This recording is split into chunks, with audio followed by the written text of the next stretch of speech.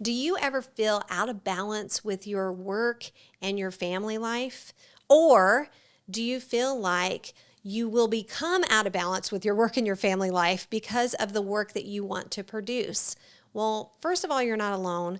But second, I want to be able to encourage you that it all begins with your faith. But there's some things that you can add to your faith to be able to help you balance work, family with your faith. And so today, on today's podcast, we are going to talk about some keys that you can use to balance out your work and your family life. So let's jump into it.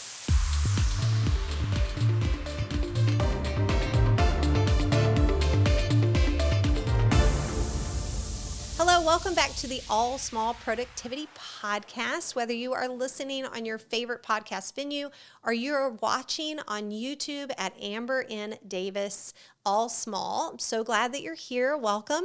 We are dedicated to helping content creators produce quality content while balancing work, family, and your faith. And we are so glad that you are here today. I'm Amber Davis, and I am here with the fabulous Logan Rodman, who does all of my social media. She's amazing. She's awesome. We're here. We're here. Yay. Yes, we have new mics. Yes. So this is very exciting. So we have new mics, and you saw on the last podcast with Chad and I on the couch, we were chatting it up on the couch. Oh, cute. Talking about video production stuff. And, that's okay.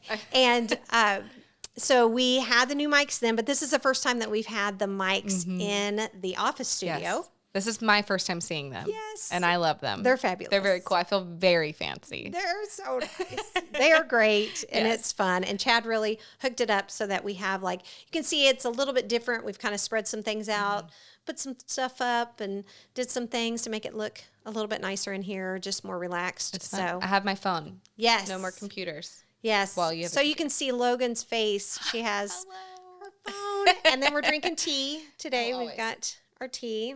And today I'm drinking out of my Krispy Kreme mug because I used to work for Krispy Kreme. And Salty Dog over here, which is fun. So fun. Salty Dog's in Hilton Head. So that's fun. Who's been to Hilton Head? Speaking of, if you've been to Hilton Head, this is an opportunity because we would love to hear from you. So comment wherever you're listening from, on YouTube, Instagram, LinkedIn, amberanddavis.com, wherever you're watching or listening. We want to hear from you. And speaking of, it looks like we have a review. Yes. Just a comment from one of our last episodes. And it is from @AshleyMorrison 2218. And she said, "This is amazing. I loved every minute. God is not going to move a parked car with spot on." That's a nugget from Amber. Also, Logan is so right. You totally get sucked into watching Bluey, and I've only watched with my cousin's children. Can't wait for the next episode. Ashley, you are not alone. We are sucked into Bluey together, and it doesn't matter whose kid. You don't have to have kids to watch Bluey. It's just so good. So thanks for commenting, Ashley. And that's what we were talking about during the episode. So she commented on the first episode, and we were talking about Bluey, and we were talking about the Wiggles. Yes. And how that they're a great example about how they help parents be able to enjoy kids' content. Yes. While still the kids enjoying the content, right? Yep. Because that doesn't always happen. It doesn't. Right. There's a lot that it doesn't happen with. But it's so true. Bluey's spot on. Bluey is spot on. It's and so I good. do have to say that quote that Ashley had shared about God can't move a parked car, I got from Joyce Meyer. Oh, so that's right. Yes. I remember you saying that now. So I just want to give her credit. Yeah, she's got to have the cred. Because it's good. But it's true. It is and true. It's good. Yeah, it is good. And So it's good. really fun. And so all the things. So thank you, Ashley, so much for listening and watching. And she was watching on YouTube, so that's so cool. Thanks, Ashley. Yeah, I love it. So please put your comments below if you've been to Hilton Head or you like Krispy Kreme donuts. Oh, yeah. So I worked for Krispy Kreme home office as an internal productivity consultant and trainer. I was a professor. I was going to say, you need to add that. We need to know that you're a Krispy Kreme professor. Yes. It's very important. That's great. good. But best donuts on the planet. Truly so good. Yeah. So good. I mean, the best. You got to have them when they're hot. but they're so good. Yes. I love it. Well, wherever you're watching from, Amber has a free gift for you. Oh, yes. Yeah. So please go to amberanddavis.com because I want to be able to give you a free video teaching and a guide and checklist called The Best Way to Plan Your Week. So this will help you as a content creator to be able to plan out your week and to do it in a balanced way. Today, we're talking about work-life balance. But it will truly help you with that work-life balance because you can plan out. I say generate a plan, so you'll check out the video and you'll understand why. But you generate a plan when it comes to not only your responsibilities that you have to do as a mom, as a spouse, as a person, as an adult, anything. Also, to be able to plan out how you're going to create all your fabulous content that this world needs to see from you. So check it out at amberanddavis.com. Yes, you can find all those links down in the description too. Yes. Okay, so always we like to have fun before we get into the nitty gritty. So fun. So you have some rapid fire fun questions for us. And we just kind of talked about this a little bit. Yeah. Amber talked about working at Krispy Kreme, but what was your very first job? Okay, so my very first job, I was thinking about this because it's a little odd. I grew up very interesting. I had a very interesting childhood because my parents both worked, but my dad was a salesman like by day, but then he was also a salesman at night and on the weekends and all the things because he would just buy things and he would give them, like he would sell them at different venues, flea markets or antique shops, pawn shops, or like just connect with people. This is before all the internet and all the things. Can you imagine? No, I can't. I lived it. But I mean, if he had the internet then. Oh, yeah, because later he did eBay and all this stuff. So he's done that. And now he wants me to design a website for him. Because of course. Oh, yeah. He's still in it. Yeah, he is. He's amazing. He is the best salesman I know. Yeah. I say that he could sell ketchup popsicles to a woman wearing white gloves. That's how good he is. He's amazing. I believe that. I truly believe that. So my first job, I say all that to say that from the time I was little, I was going to flea markets and I was helping him. And I have stories that I could share about that, which are really fun. And I will definitely share those stories on here. Yeah. I mean, really fun stories. But I also started when I was about 10 years old, I started singing. And I did vocal music from the time I was 10. And I went to college on a scholarship for vocal music. And so I did theater and vocal music and all the things. So when all the teenagers were babysitting, right? Because my sister babysat and did all the things. Or working at fast food. That as her first job. I never did any of those things. Okay. My first job was my dad was my agent. And my dad got me gigs singing at weddings and funerals. Wow. When I was like, from the time I was about 14 or 13 years old probably. And all the way through high school. Yeah. So that's what I did. And what's really funny is the funeral home that I sang at. So he got me a gig at this one funeral home. And he, what I would do is imagine like you're driving behind the funeral home and you park your car. Okay. Or he would drop me off and I would go up and there would be a door on the back. It would be their back door. Yes. And I would knock on the door like 3 times. And some little lady would come and open the door for me. And I would go into this room that nobody could see me. It was just had a microphone. It had a stand, a music stand. Oh, and you just sang in the room? So I had a microphone, a stand, and then she would walk around this partition and she would sit down at the piano and we would practice a couple times and then the funeral would begin.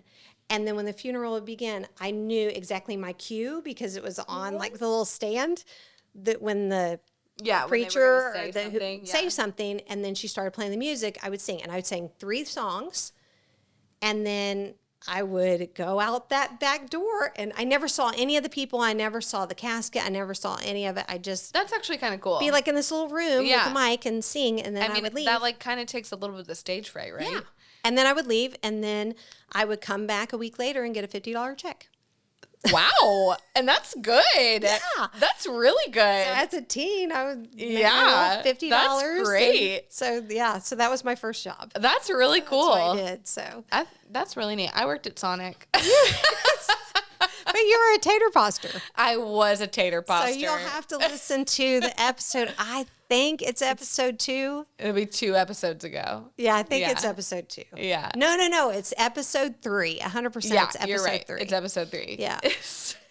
So your first job was at Sonic. And then what is it? Were you a car hop where you had to like car hop? I was a skating car hop. That's what I was going to ask you. Yes. So I didn't do like the normal roller skates with the 4 wheels. I did roller blades. Oh. Yeah, it was blading car hop. So tell me about that. How did you? I always wonder, like, oh my how goodness, do you it made do me that? so fast. Yeah. I could probably rollerblade today if I had to. I feel pretty confident that I could get on rollerblades and do it. But I don't know. I just did it. That. Yeah. I'm seriously in awe. So I took my job really seriously as a car hop, and we worked off of tips. Okay. And a lot of them don't do that anymore. They get paid minimum wage. But when I worked, I only made like $2 an hour. Okay. And then we worked for tips. And so I was trying to deliver as many things as I could. And you scan this button and it'd print out your thing, and you grab the tray, and I'm off, like rollerblading around. So it was so fun. But your dexterity had to be like off the charts because you have to turn. You have to be able to turn. Oh, and yeah. pivot And stop, like really jump fast. off the curb. Yeah. I'm just in awe. It was really cool. When I think about it, it is a pretty like a big flex that I can rollerblade like that. That's a way big flex. I would like to think that's see what you the cool mom, kids say right like now. in your house. Oh yeah, you mom on your rollerblading. rollerblades. You're like you're momming while you're rollerblading. Yeah, doing laundry. Again, like and you're I have doing cat all like the reflexes too. And remember, I've talked about that on here. Maybe too that's why I'm in before, awe because there is no, zero. I would have to have an angel like be carrying me and do that because I could not physically. No, it was do that, so fun. Yeah, ever. That's it amazing was great to me. Yeah. Okay, I'd like to know on the comments if anybody has ever rollerbladed while they served or waited tables. Yeah. I was a singing waitress one time. So, so you did all the singing things. Yeah, I was. That's fun. In Branson, Missouri, I was a singing waitress. I love Branson. That's fun. Anyways, okay. Yeah. Oh, so we're still on the jobs. Mm-hmm. Where did you work the longest? Where did I work the longest? Actually, where I worked the longest was Applebee's International. I started when I was in college. And we just talked about this. I started when I was in college waiting tables. And then I did that and then worked my way up through that company. And I'll have to share my story about that later. It's a really cool story. But really, the longest that I've ever worked, I was just thinking about that this morning, was I founded a homeschool tutorial for teenagers in the Nashville area back in 2014.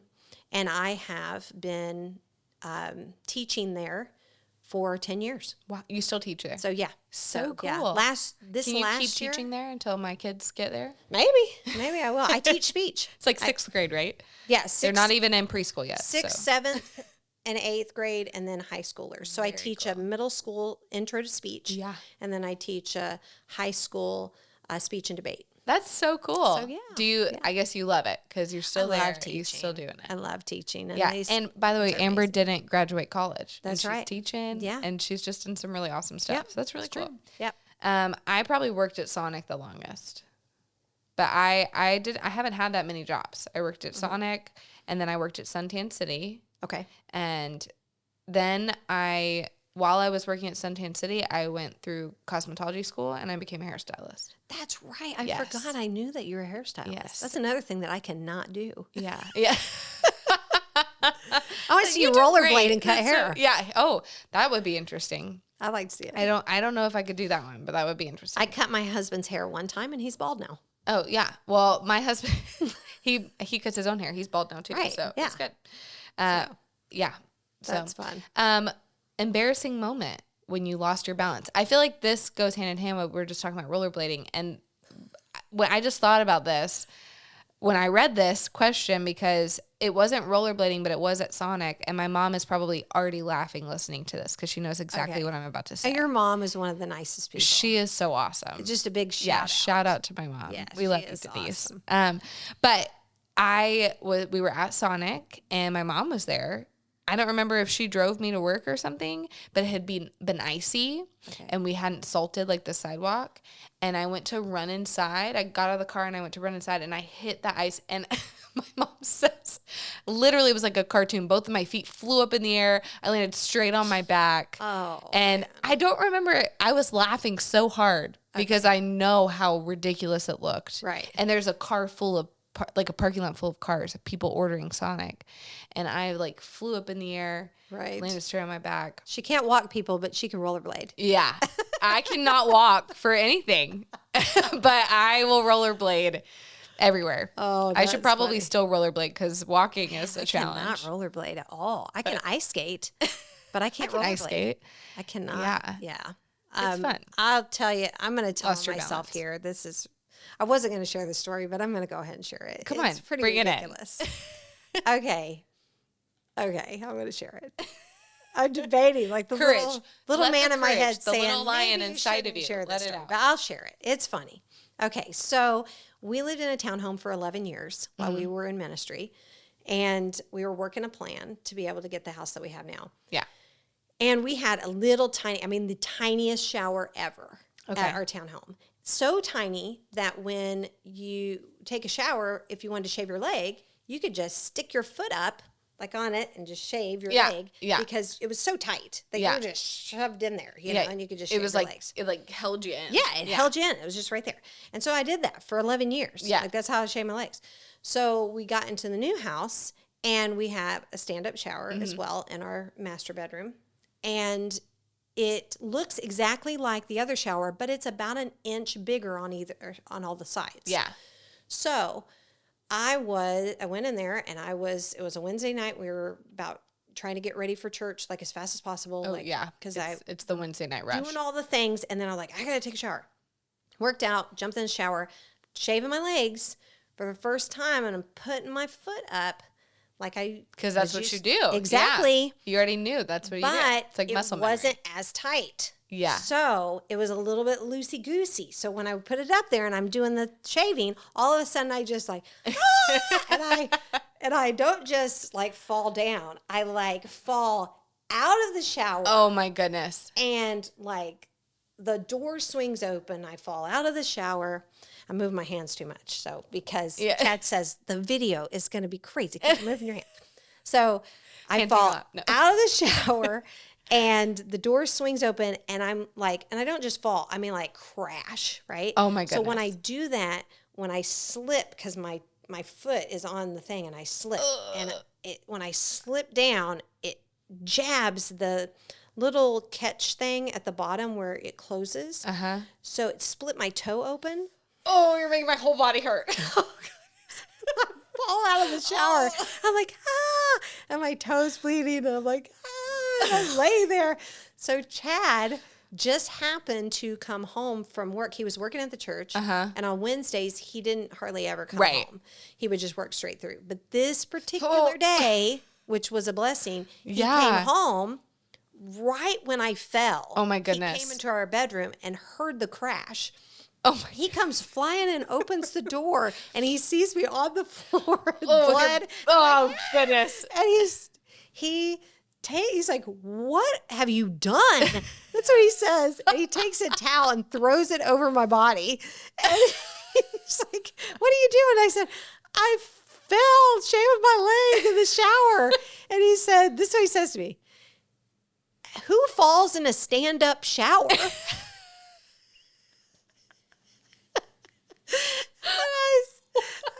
And both of us start hysterically laughing. Like we can't, uncontrollable laughing. He falls on the floor. He's like crying, laughing. We're just crying. Oh my laughing. goodness. And then we had to like clean it up. I had to like bandage my toe up. And then we went to church and did all the things. Oh, I would have been like, I'm done. Take me to the ER. I cannot look at it. Oh yeah. It was pretty funny. There are multiple times that I get cut that I'm like, and I take it to my husband. I'm like, I think I cut myself really bad. And he looks at it and he's like, this is a paper cut. Oh. Like, what? What? Dude. That's hilarious. I can't handle the sliced toe, but that's funny. That's a great story. Yeah. I almost didn't share because I didn't know if that freaked people out in the shower. I hope everyone laughed because I'm laughing pretty good. Yeah. It was crazy. It was funny. Amber, how do we create balance with our work?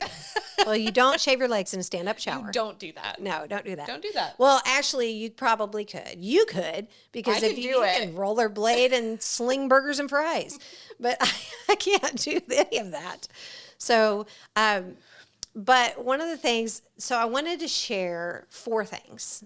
Okay. I wanted to share 4 things because the thing about work-life balance is that you were designed to create, and you were designed to create.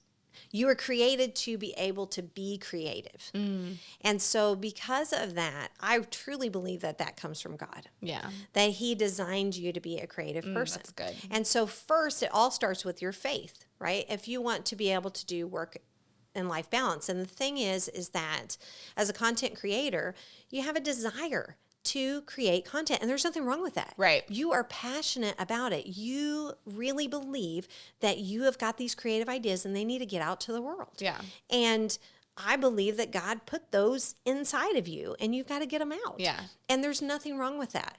And God will be able to help you to balance that work and that family. That's true. So the way that I look at this is that I like pictures. Like in my head, it helps me. So if your work, if this is on a scale, work and family is on a scale, there is nothing wrong with you working. And of course, there's nothing wrong with you being amazing with your family. But if you can balance those, and when you think about balance, it's on a scale. God did design you to produce. Right. And to do work. Right. And some of that work might be responsibility work that helps pay the bills. And people are crazy like this, but they like light, and they like heat, and they like water. Yeah. And we like food. Yeah. We like to have, I don't know, Yeah. things we need. Things that we need to survive, right? And it takes money to do that. Yes. So, if you've got to work, and if your work is ministry, if your work is providing finances for your family, or, for years, my work was, my husband's work provided the finances. And for years, I provided the finances while he went to school, and then we flip-flopped, and then his finances helped to provide what we needed. Work is work. Yeah. And your work might produce money, and right now your work might not, depending. Sure. But somebody in your household has to produce money. Yeah. They're going to have to in order for you to do all those things, eat and live and all the things. Right. But the thing is that there's nothing wrong with working, is what I'm saying. And so, but your family, you were designed also if you have a spouse, or you have kids, or maybe you don't have a spouse and kids, but you have a relationship with your parents or a sibling, that's still family. Yes. And you've got to balance that time with them too. Yes. But it starts with having faith. But there's things that you can add to your faith. As I hit the new mic, there are things that you can add to your faith to be able to help you with a work-life balance. Right. So I'm going to give you 4 things. Let's hear it. One thing is be good at what you do. And what I mean by that is if you can't be good at it, don't do it. And I'm just being real here. So be good at what you do. If you can't do it, don't be good at it. We'll come back to that. But be good at what you do, meaning that if you're a parent, you need to be good at what you're doing. You need to be good at being a parent. You don't have to be great. You don't have to be perfect. Right. But be good at it. Yeah. So you're going to have to prioritize being a parent, or you're going to have to prioritize being a wife, or a husband, or a daughter, or whatever your family unit is. You're going to have to prioritize that. Yeah. But at the same time, if you are going after this content creation stuff that you're going to be doing, you need to be good at it. Yeah. Be good at whatever you're doing. So you have to look at what you're doing and say, you know what, I'm doing too much. Because if I can't be good at it, then I'm probably doing too much, or maybe I shouldn't be doing that thing. Right. So it's really important to whittle down. if you can't be good at it, maybe you're just, from a work standpoint, maybe you're doing too much. And whittle down what you can do, and then go all into whatever it is that you're doing. And this, I think about with social media. Like, you don't have to be on all the platforms. Right. Because that will drive you crazy. You cannot be good at all being, of them. right. You cannot be good at, and that's so refreshing coming from you because you're a social media guru. Yeah. So thanks. You are. But you can't be good at all things. That's why you help me with Instagram. Yeah. Because I just can't do all the things. Yeah. And so for 2 years, I wasn't on Instagram. Yeah. Because I knew I couldn't be good at it. Yeah. You focused elsewhere. Right. And so just be good at what you're doing and do it well and think about it. So as you're momming or as you're spousing with your family or parenting or whatever you're doing with your family, just pause for a second and think to yourself, am I doing this well? Not perfect. Oh, yeah. Not even super great. Yeah. Am I doing this well? Am I good at this? Am I good at talking to my kid in the moment? Am I good with, sitting down and actually having family time and being present with them and not be thinking about all the other things, but I'm just present right now. And just do good at those things, but you don't have to do all the things, just be good at the things that you're doing in the moment. Yes. That really helps to balance that. So when you're doing your work, do it good. I mean, when we're creating this podcast, I'm writing up like what we're going to talk about and going through all the things, but I may not be able to do something else has to give in order for me to do that. Right. And that's why, I wasn't on Instagram for 2 years or, whatever it is. And so that's number one, be good. Number two, well, let me come back to if you can't be good at it, don't do it. Now, if you already have kids and you're already married, you're stuck. You're in it. You're in it. So you're going to have to figure out how to be good. You're going to have to figure out how to do it well. But when it comes to your work, you might have to let some things go. And that's okay. Yeah. That's totally okay to do. Number two is level up your knowledge. Again, talking work and family. Level up your knowledge. So meaning that I study podcasting. Yeah. I study I don't get wrapped up, and we've talked about this before, wrapped up in what other people are doing so much that you can lose yourself. Right, right. But look at what people are doing that are doing well. Take a little bit, hey, I can learn from that. Yeah. And I have the 2/3 rule of being able to, you want to produce 2/3 and 1/3 is what you look at. So if you find yourself looking at other people's stuff more than you are producing, that's out of balance. Yes. You want to be able to produce more than you're actually consuming. Right.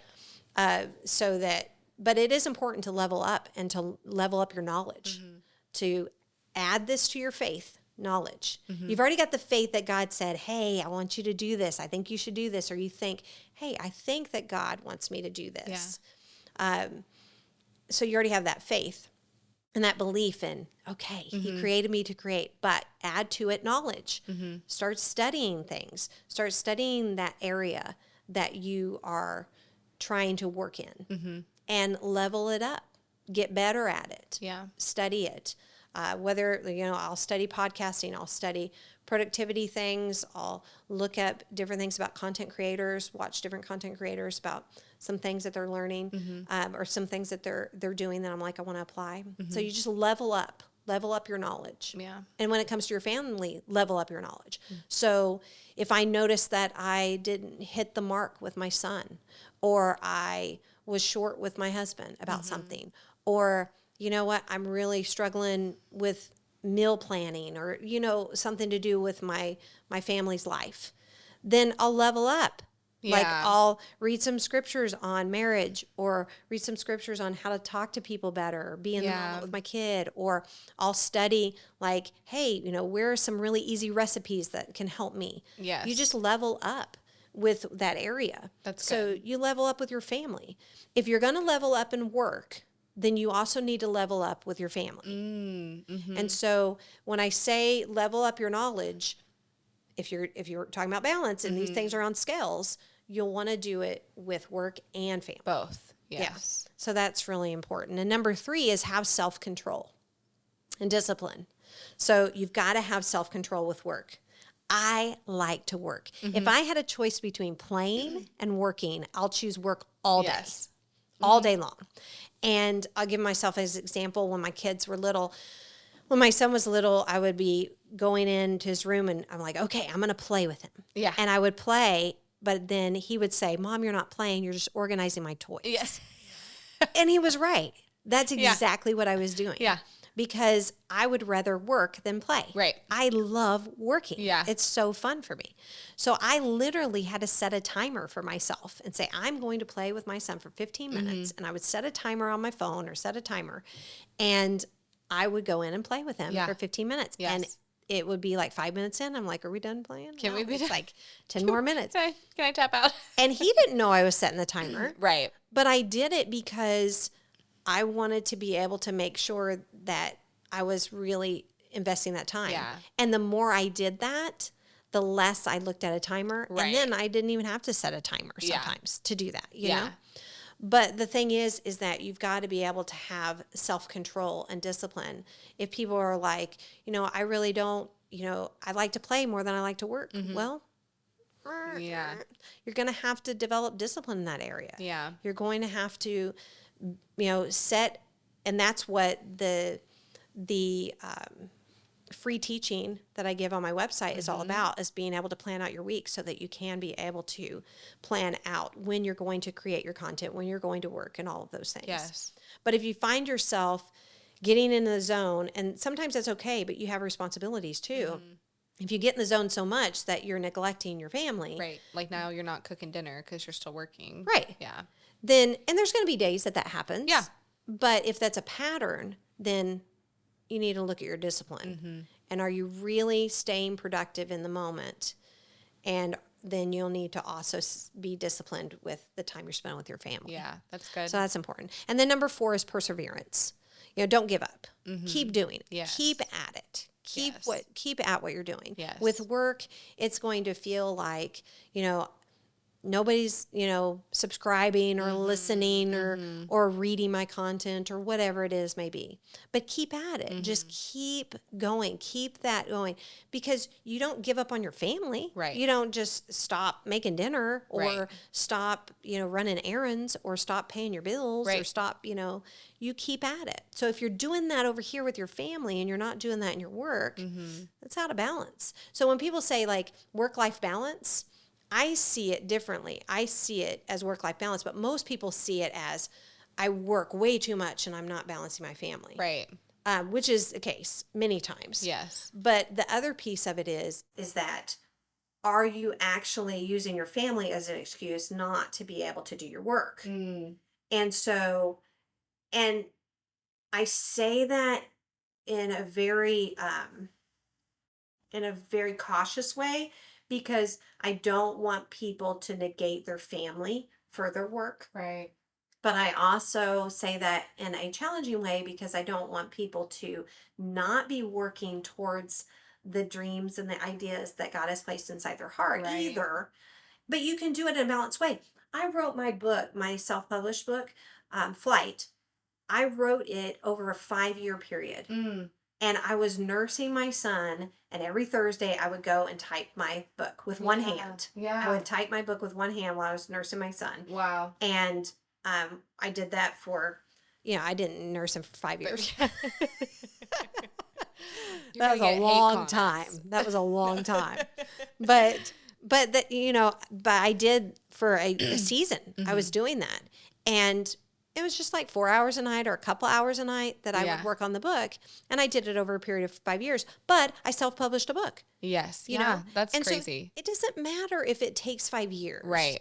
And it doesn't matter how long it takes, is that if you just keep at it and keep being consistent, Yes. it's okay. And that will create that balance. So that add to your faith goodness, add to your faith knowledge, add to your faith self-control, add to your faith perseverance. Yes. And there's actually 3 more things that you can add to your faith. And I got all of these from 2 Peter 1:5-8. Okay. there are a total of 7 things that you can add to your faith in 2 Peter 1, 5 through 8. That's so good. And it's so good. I was reading it the other day and I was like, this is so good, because it's not just about the belief that you can do this.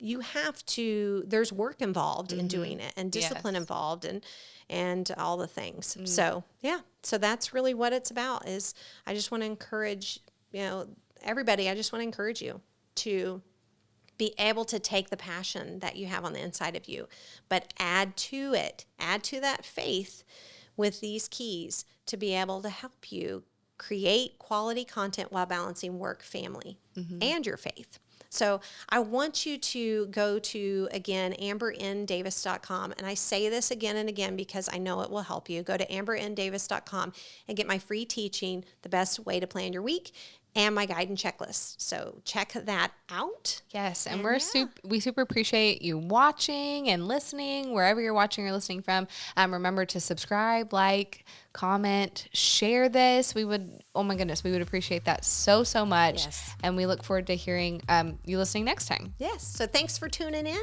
and remember to go all small for big productivity. We'll see you next time. Bye. All Small Productivity Podcast is brought to you by myself, Amber and Davis, using the podcasting platform Buzzsprout, which I highly recommend. Recording and editing is done by my husband's company, Dad Chavis Productions. Thank you so much for joining us today. And remember to go all small for big productivity. We'll see you next week.